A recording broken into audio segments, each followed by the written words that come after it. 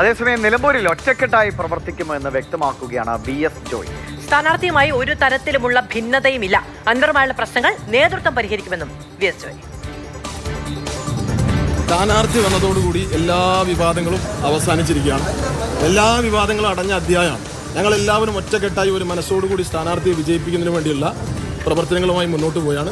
അവസാനത്തെ എന്തെങ്കിലും അപസ്വരങ്ങൾ അവശേഷിക്കുന്നുണ്ട് എങ്കിൽ PV അൻവറുമായി ബന്ധപ്പെട്ട വിഷയങ്ങളൊക്കെ UDFന്റെ ഉന്നത നേതൃത്വം വളരെ ഗൗരവത്തോടു കൂടി ചർച്ച ചെയ്ത് അത് പരിഹരിക്കുന്നതിന് വേണ്ടിയുള്ള ശ്രമം നടത്തിക്കൊണ്ടിരിക്കുകയാണ്. ഈ തെരഞ്ഞെടുപ്പ് ഇവിടെ ഉണ്ടായത് നിങ്ങൾക്കെല്ലാവർക്കും അറിയാം, PV അൻവറിന്റെ രാജിയോട് കൂടിയാണ്. അദ്ദേഹം ഉയർത്തിയിട്ട് രാഷ്ട്രീയ നിലപാട് ഈ തെരഞ്ഞെടുപ്പിൽ ചർച്ച ചെയ്യപ്പെടുകയാണ്. ഇത് പിണറായി സത്തിനെതിരെയുള്ള പോരാട്ടമാണ്.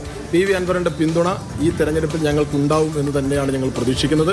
അദ്ദേഹവുമായി ബന്ധപ്പെട്ട് UDFന്റെ നേതാക്കന്മാർ ചർച്ച നടത്തിയ വിഷയങ്ങളെല്ലാം പരിഹരിച്ച് എല്ലാവരും ഒറ്റക്കെട്ടായി ഒരു മനസ്സോടുകൂടി 3,56,00,000 വരുന്ന കേരളത്തിലെ മുഴുവൻ ജനങ്ങളുടെയും മനസാക്ഷിയുടെ പ്രാർത്ഥന ഈ തെരഞ്ഞെടുപ്പിൽ ഞങ്ങൾക്കൊപ്പമുണ്ട്.